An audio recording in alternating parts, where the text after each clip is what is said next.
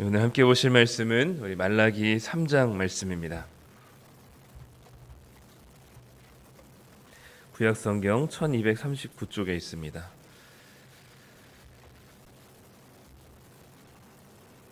말라기 3장 13절부터 4장 6절까지 말씀입니다. 우리 다 찾으셨으면 우리 한 목소리로 함께 읽도록 하겠습니다. 여호와가 이르노라, 너희가 완악한 말로 나를 대적하고도 이르기를 우리가 무슨 말로 주를 대적하였나이까 하는도다. 이는 너희가 말하기를 하나님을 섬기는 것이 헛되니 만군의 여호와 앞에서 그 명령을 지키며 슬프게 행하는 것이 무엇이 유익하리요. 지금 우리는 교만한 자가 복되다 하며 악을 행하는 자가 번성하며 하나님을 시험하는 자가 화를 면한다 하노라 함이라. 그때 여호와를 경외하는 자들이 피차에 말하매 여호와께서 그것을 분명히 들으시고 여호와를 경외하는 자와 그 이름을 존중히 여기는 자를 위하여 여호와 앞에 있는 기념책에 기록하셨느니라. 만군의 여호와가 이르노라, 나는 내가 정한 날에 그들을 나의 특별한 소유로 삼을 것이요 또 사람이 자기를 섬기는 아들을 아낌같이 내가 그들을 아끼리니 그때 너희가 돌아와서 의인과 악인을 분별하고 하나님을 섬기는 자와 섬기지 아니하는 자를 분별하리라. 만군의 여호와가 이르노라, 보라, 용광로 불같은 날이 이르리니 교만한 자와 악을 행하는 자는 다 지푸라기 같을 것이라. 그 이르는 날에 그들을 살라 그 뿌리와 가지를 남기지 아니할 것이로되 내 이름을 경외하는 너희에게는 공의로운 해가 떠올라서 치료하는 광선을 비추리니 너희가 나가서 외양간에서 나온 송아지같이 뛰리라. 또 너희가 악인을 밟을 것이니 그들이 내가 정한 날에 너희 발바닥 밑에 재와 같으리라. 만군의 여호와의 말이니라. 너희는 내가 호렙에서 온 이스라엘을 위하여 내 종 모세에게 명령한 법 곧 율례와 법도를 기억하라. 보라, 여호와의 크고 두려운 날이 이르기 전에 내가 선지자 엘리야를 너희에게 보내리니 그가 아버지의 마음을 자녀에게로 돌이키게 하고 자녀들의 마음을 그들의 아버지에게로 돌이키게 하리라. 돌이키지 아니하면 두렵건대 내가 와서 저주로 그 땅을 칠까 하노라 하시니라. 아멘. 네, 오늘은 말라기 마지막 말씀입니다. 그리고 6번째 오늘이 논쟁, 이제 마지막 논쟁이죠. 우리 이제 말라기는 특별하게 이제 하나님이나 또는 이스라엘 백성들이 이제 질문하고 답을 하는 형식의 이제 논쟁으로 구성이 되어 있습니다. 그래서 오늘은 이제 6번째인데 우리 그간 앞에서 쭉 봤던 이제 5가지 논쟁들, 하나님이 어떻게 우리를 사랑하셨습니까? 그리고 우리가 어떻게 주님의 이름을 멸시했습니까? 왜 우리의 눈물로 드리는 제사를 받지 않으십니까? 그리고 우리가 언제 하나님을 괴롭혔습니까? 그리고 우리가 어떻게 하면 하나님께로 돌아갈 수 있습니까? 이 5가지 질문들입니다. 그리고 오늘은 6번째로 오늘 13절에 나온 것처럼 우리가 언제 말로 주님을 대항했습니까? 라는 거죠. 하나님께서 13절 보니까 이렇게 이야기합니다. 너희가 완악한 말로 나를 대적하고도 이르기를 우리가 무슨 말로 주를 대적하였나이까 하는도다. 말로 하나님을 대적하였다라고 합니다. 10계명 중에 보면 3번째 계명, 하나님의 이름을 망령 때 일컫지 말라라는 것과 연결이 된다면 무언가 하나님 어떻게 말로 하나님을 대적했을까? 하나님을 욕했을까? 아니면 하나님에게 하나님의 이름을 정말 잘못 불렀을까라고도 할 수 있겠는데 그 하나님을 말로 대적했다는 것을 하나님께서는 14절에 이렇게 이야기하십니다. 이는 너희가 말하기를 하나님을 섬기는 것이 헛되다. 만군의 여호와 앞에서 그 명령을 지키며 슬프게 행하는 것이 무엇이 유익하리요? 라고 말한다라는 거죠. 이게 하나님을 대적하는 말이라고 이야기합니다. 즉 한마디로 뭔가요? 하나님을 섬기는 게 다 헛되다. 섬겨봤자 아무런 유익이 없다. 그저 슬프게 행하는 것. 그러니까 하나님의 말씀을 따라 사는 것은 슬프게 행하는 것이다라고 얘기합니다. 지난번에 말씀드렸듯이 말라기는 포로에서 돌아온 이 페르시아 제국이 그때 유럽을 다스리고 있었던 때에 고레스로부터 또 그 이후의 왕들을 통하여서 이제 귀환한 이 세대가 귀환한 지 한 100년 정도가 지났을 즈음에 이 말라기가 이제 기록이 됐습니다. 그 100년이 지났을 때는 언제냐면 어쨌든 하나님 말씀대로 성전도 지었고요. 초라하지만 성전도 지어놨고 그래도 나름 자기의 그 페르시아에서 탄탄한 기반을 포기하고 온 사람들인데 그렇게 하나님을 헌신하고 섬겨봤자 그들의 삶의 형편이 거의 나아지질 않았습니다. 오히려 삶이 더 팍팍해졌고 가난해진 그들의 삶을 계속 영위하고 있었죠. 그러다 보니까 하나님을 위해서 무언가 희생하고 헌신하고 그리고 주님을 열심히 섬기는 것이 별로 그들에게 있어서 별로 큰 도움이 되지 않았던 겁니다. 물질적으로 어렵고 가난하고 그리고 상황적으로 여전히 이 땅에 제대로 정착하지 못하고 그러다 보니까 지금 이 마지막 6번째 논쟁처럼 이 말처럼 하나님을 섬기는 것은 그저 슬프게 행하는 것뿐이니 우리에게 무슨 유익이 있을까 이제 이렇게 이야기하면서 자신들과 반대편에 있는 사람들을 부러워합니다. 15절에 보면 지금 우리는 교만한 자가 복되다 하며 악을 행하는 자가 번성하며 하나님을 시험하는 자가 화를 면한다 하노라 라고 얘기하죠. 교만한 자가 더 잘되고 악을 행하는 자가 더 성공하고 하나님을 시험하는 자가 오히려 재앙을 면하게 되는 이 아이러니한 상황 속에 이 상황들, 이 불합리한 상황들 속에 하나님을 섬기는 것은 헛되다라고 얘기하는 아마도 말을 하면서 아마 이렇게 살았던 것 같죠.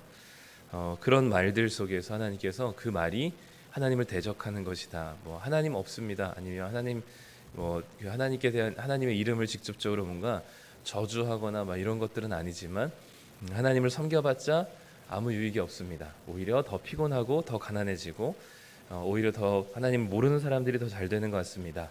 라고 얘기하는 것이 그 말이 이제 하나님께 대적하는 말이다라고 얘기하는 거죠.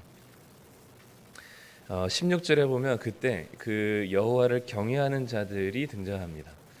하나님을 경외하는 자들, 이 피차의 말함에 여호와께서 그것을 분명히 들으시고라고 얘기하죠.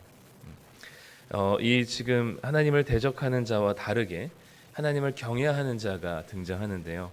그들의 말의 내용은 잘 얘기는 되지 않지만 그들의 말을 하나님께서 들으신다라고 얘기합니다. 지금 이제 아마도 하나님을 대적한다고 했었던 이들의 말의 내용을 좀 보면서 이 여호와를 경외하는 자들의 말을 생각해 보면 하나님을 섬기는 것은 우리에게 가장 큰 기쁨이다라고 이야기하는 것이고 그리고 그것이 우리에게 가장 큰 유익이다. 비록 가난하고 또 이 땅에 제대로 정착하지 못하고 성공하지 못했을지라도 하나님이 계시니 우리는 만족한다라는 아마 그런 이야기겠죠. 중요한 것은 하나님께서 그 말을 들으신다는 겁니다. 주의 깊게 하나님께서 그 말을 들으시고 그 하나님을 경외하는 자들을 하나님께서는 기념책에 기록하신다라고 16절에서 말씀합니다. 이 기념책은 문자 그대로 번역하면 기억의 책입니다. 기억의 책. 기억의 책이 하나님께서 기록하신다라고 말씀하시죠. 점점 이제 이 하나님께서 눈에 보기에는 지금 당장은 우리가 초라해 보이고 하나님을 믿는다는 것이 슬프게 행하는 것 같은데 하나님께서는 그 반대 여호와를 정말 경외하는 자들을 기억하시고 그들의 이름을 그 기억의 책에 기록하신다라는 것으로 이제 시작을 합니다. 그리고 이제 17절부터는 하나님께서 왜 그들이 이제 그 주님을 대적하지 않고 하나님을 경외하는 자들에게 주시는 그 하나님의 마지막 때의 이 모습을 보여주고 있죠. 17절에 보면 만군의 여호와가 이르노라 나는 내가 정한 날에 그들을 나의 특별한 소유로 삼을 것이고 또 사람이 자기를 섬기는 아들을 아낌같이 내가 그들을 아끼리라 라고 얘기합니다. 그들을 특별한 소유로 삼으시고 그들을 아끼신다. 그래서 18절에 그때 너희가 돌아와서 의인과 악인을 분별하고 하나님을 섬기는 자와 섬기지 아니하는 자를 분별하게 될 것인데 그때가 언제냐면 4장 1절에 나온 것처럼 용광로 불같은 날입니다. 그 용광로 불같은 날에는 교만한 자와 악을 행하는 자가 다 지푸라기 같을 것이라. 불에 타는 지푸라기. 불에 타는 지푸라기는 아마 아실 텐데 소리 소문 없이 탑니다. 네, 지푸라기는 여기서 타는 어제 밤인가요? 저기 하객동에서 불이 크게 났던데 빌라에서 보니까 소방차 한 30대는 왔더라고요. 그러니까 이 불이 나면 어쨌든 사람이 불이 나면 불이 나는 소리 또는 연기로 인해서 아주 크게 보여지는데 교만한 자와 악을 행하는 자는 지푸라기 같이 그냥 사그라드는 것이죠. 그러니까 그들의 존재가 거의 존재감이 없을 정도로 미비하게 그들이 심판 앞에 무너지게 될 것을, 그들이 번성하고 그들이 성공하고 그들이 복되다고 여겼던 그 모든 것들이 한순간에 무너지게 될 것을 말씀하십니다. 그리고 그 이르는 날에 그들을 살라 그 뿌리와 가지를 남기지 아니할 것이로되 2절에 보면 내 이름을 경외하는 너희에게는 공의로운 해가 떠올라서 치료하는 광선을 비추리니 너희가 나가서 외양간에서 나온 송아지같이 뛸 것이다 라고 얘기합니다. 하나님께서 반드시 이 땅에 오셔서 그 교만한 자와 악인을 심판하시는 그 용광로 불같은 날이 올 것이다. 지금은 또 우리가 생각하는 이 지금의 현실에서는 보잘것없고 그 하나님의 말씀을 따라 사는 것이 좁은 길이고 십자가의 길이고 슬프게 행하는 것 같은 그런 현실이라 할지라도 주님께서 다시 오시는 그날에는 그 하나님을 경외하는 자에게 공의로운 해와 치료하는 광선을 하나님께서 베푸실 것을 이야기하시죠. 그러면서 그런 우리들이 그 하나님의 공의로운 해와 그리고 치료하는 광선으로 치유함을 받은 우리들이 외양간에서 나온 송아지같이 뛰게 될 것을 말씀합니다. 그리고 너희가 악인을 밟을 것이니 그들이 정한 날에 너희 발바닥 밑에 재와 같으리라 라고 얘기하면서 전세가 완전히 역전되는 모습을 보여주시는 거죠. 지금은 하나님 나라가 잘 보이지 않습니다. 그리고 하나님 나라가 하나님의 그 정의와 공의, 자비와 긍휼로 다스려지는 그 하나님의 통치가 지금은 잘 우리 눈에 확인되지 않은 것 같아요. 그래서 그 하나님 나라를 추구하며 살아가는 우리들의 삶이 십자가의 길이고 굉장히 좁은 길이고 또 오히려 그 말씀대로 순종하면 할수록 오히려 이 땅에서는 더 부자가 되기 또는 부유하고 성공적으로 살아가기가 힘듭니다. 구조상. 이 세상의 구조상 하나님 나라의 말씀대로 살아가는 자들은 거의 잘 살기가 참 많이 힘들어요.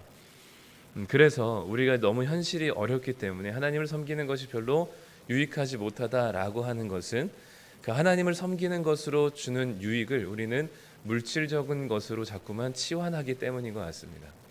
하나님을 섬기면 그래도 좀 하나님이 우리의 삶을 좀 평안하게 해주시고 안전하게 해주시고 안락하게 해주시고 좀 넉넉하게 해주셔야 될 텐데 하나님을 믿으면 믿을수록 더 삶이 팍팍해지고 어려워지는 이 삶 속에 하나님을 믿는 것이 아무런 유익이 없다라고 우리가 여긴다면 그 하나님으로 주어지는 유익이 우리는 고작 돈 몇 푼 정도로 우리가 인식하게 될 때 주님을 대적하는 말을 같이 그렇게 우리가 인식하게 되는 거죠. 그러나 그 와중에서도 하나님을 경외하는 자들은 하나님께서 그들을 특별한 소유로 삼으시고 결국 하나님이 심판하시는 그날에 주님께서 의인과 악인을 가르시며 악인은 소리 소문 없이 불에 태우시고 하나님을 경외하는 자에게는 그 공의와 그리고 치료하시는 은혜가 있게 될 것을 말씀하고 있습니다. 이래나 저래나 우리는 이 땅에서 하나님 나라의 말씀대로 살아가는 살아가는 아주 중요한 우리의 이 하나님의 말씀대로 살아가는 삶의 방식을 지켜내고 인내하는 중요한 이유 중에 전부는 아니지만 아주 중요한 이유 중에 하나는 이 땅이 우리의 삶의 전부가 아니기 때문이고 결국은 하나님께서 진정한 왕 되신 하나님께서 완성된 하나님 나라를 이 땅 가운데 임하게 하실 것이라는 그 믿음을 가지고 있기 때문에 우리는 이 현실 척박한 현실 가운데서도 하나님 말씀대로 사는 것을 포기하지 않는 것입니다. 현실을 보면 포기할 수밖에 없죠. 왜냐하면 우리의 삶조차도 그렇게 하나님 말씀대로 쉽게 따라가지 않는 우리의 본성이 있잖아요. 늘 실패하고 무너지고 그냥 무너질 뿐만 아니라 그 말씀대로 살아가는 것을 잘 한다 하더라도 삶이 그렇게 형편이 나아지지 않는 그런 계속된 반복된 모습들을 통해서 본다면 하나님 말씀대로 살아가는 것은 결코 우리에게 메리트는 없습니다. 그러나 우리가 그 말씀대로 살아가는 것이 우리에게 진정으로 가치가 있고, 그리고 그 하나님 나라가 우리에게 주신 하나님 나라라는 그 엄청난 유산과 유업이 우리에게는 너무 큰 복이라는 사실을 깨달을 때 우리는 이 하나님 말씀대로 순종하는 삶을 포기할 수 없는 것이고, 그것이 비록 십자가의 길이라 할지라도 우리는 그 이 땅에서 삶이 전부가 아니기 때문에 우리는 다시 오실 그 하나님의 나라를 바라보며 그 하나님의 최종적인 심판의 날, 모든 정의와 공의가 다시 세워지는 그날을 우리가 꿈꾸며 지금을 버틸 수 있는 것이죠. 우리 신앙의 선배들이 그랬고, 또 말라기와 같이 척박한 상황 속에서 여전히 이스라엘에 머물고 있지만 자신들의 땅으로 정착하지 못한 이스라엘 백성들에게 하나님께서 말씀하고 계신 것입니다. 마지막 4장 4절부터 6절까지는 하나님께서 한 가지 소망을 주시는데요. 두 가지를 명령하십니다. 첫 번째는 이스라엘 그 내종 모세에게 명령한 율법을 기억하라는 것입니다. 하나님께서 내종 모세에게 명령한 그 율법을 기억하라. 그러니까 하나님 말씀대로 사는 것을 포기하지 말아라라는 것이죠.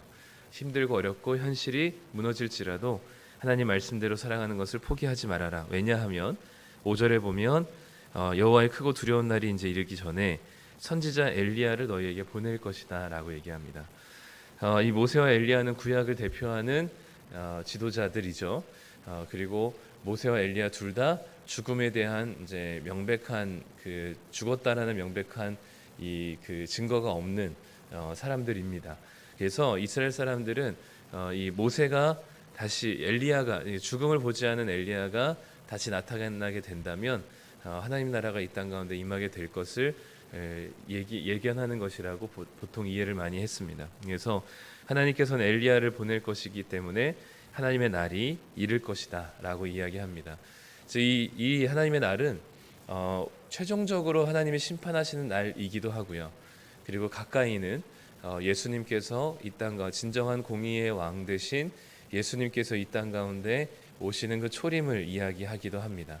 그래서 이 말라기로 인하여서 이후에 400년 동안 하나님께서 선지자를 통한 말씀을 침묵하시다가 이제 마태복음에 이르러 하나님께서 신약에 이르러서 이 엘리야와 같은 세례 요한을 보내셔서 주님 오실 길을 미리 준비하게 하시는, 그래서 이 하나님의 말씀대로 순종하며 하나님을 경외하는 자들이 포기하지 말고 그 하나님 나라를 바라보게 될 것은 바로 이 땅의 진정한 왕 되신 예수님께서 오셨기 때문인 것을 우리에게 말씀하고 있습니다. 그래서 이 신약 시대 사람들에게는 더 구약 사람들에게 보다 더 큰 소망을 붙들 수 있는 이유가 뭐냐면, 구약 사람들은 아직 하나님 나라를 제대로 경험해 보질 않았어요. 왜냐하면 하나님은 이스라엘 나라를 통하여서 하나님 나라를 경험시키게 하시고 싶으셨는데, 그 경험했다고 한다면 다윗의 시대 조금이겠죠. 그런데 신약 시대 사람들은 진짜 하나님 나라의 왕이신 예수님께서 이 땅에 오셔서 이 땅에서 하나님의 나라가 무엇인지를 말씀하시고 직접 보여주셨단 말이에요. 그러니까 이미 우리는 하나님 나라의 왕 되신 주님이 이 땅 가운데 실물로 오셔서 그분이 이 땅에서 하나님 나라가 무엇인지를 아주 분명하고도 그리고 구체적으로 말씀하시고 보여주셨기 때문에 우리는 이미 하나님 나라가 무엇인지를 아는 자들이에요. 우리가 예수님이 오셨을 때 직접 가보진 않았지만 하나님께서 우리에게 주님께서 말씀하신 그 신약의 예수님의 행적과 말씀과 예수님께 행하신 모든 것들을 우리가 알고 있기 때문에 이미 하나님 나라가 임하게 된다면 어떤 모습으로 이 땅이 다스려질지를 우리는 아는 자들이죠. 그렇기 때문에 우리는 구약에 있는 백성들보다 훨씬 더 분명한 믿음을 가지고 지금 이 고난과 십자가의 길이라고 하는 현실을 말씀대로 살아갈 수 있는 힘이 우리에게 주어지는 겁니다. 막연하게 저 멀리 예수님께서 다시 오시는 그날만 바라볼 것뿐이 아니라 주님께서 이 땅에 오시면 어떤 나라가 될 것인지를 우리는 이미 보았기 때문에 우리는 이것을 보고 그리고 이것을 바라보며 지금 그 현실을 살아갈 수 있는 것이죠.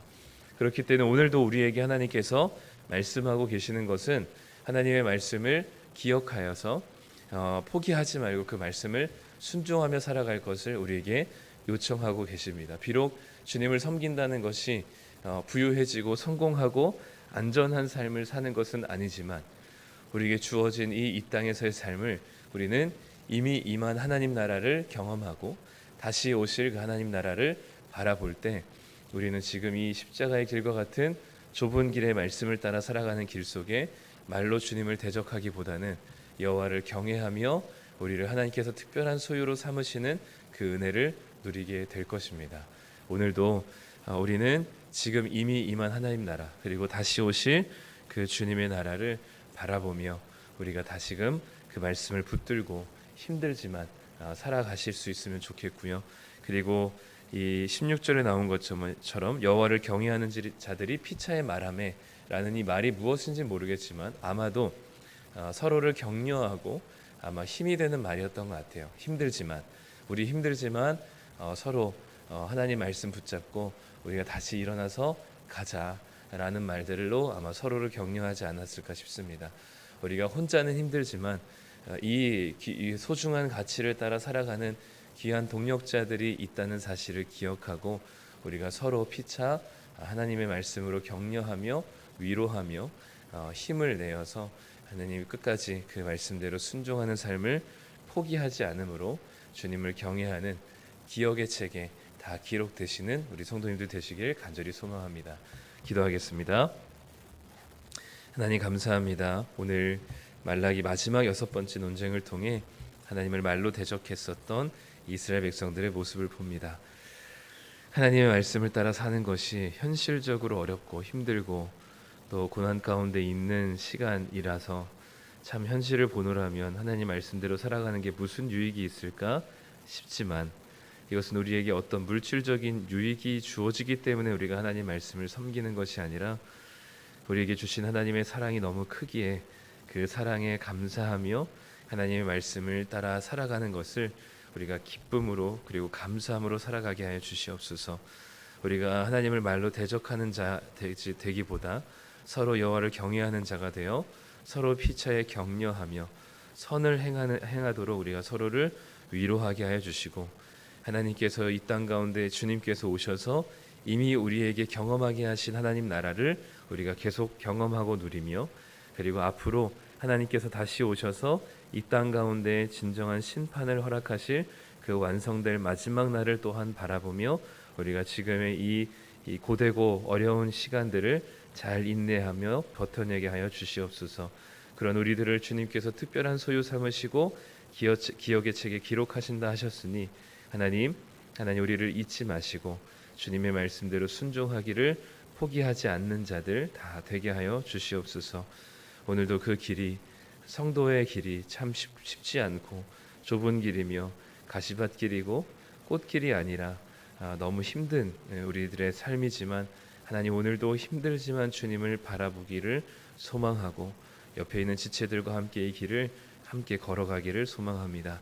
하나님 우리에게 새 힘을 더하여 주시고 이 고된 길을 걸어갈 수 있는 믿음을 더하여 주셔서 우리 힘으로 감당하지 않고 성령의 충만함으로 감당하게 될 때 울면서도 주님의 은혜를 기억하며 하나님의 사랑을 붙들고 한 발자국씩 내디딜 수 있는 믿음의 용기를 우리에게 더하여 주시옵소서.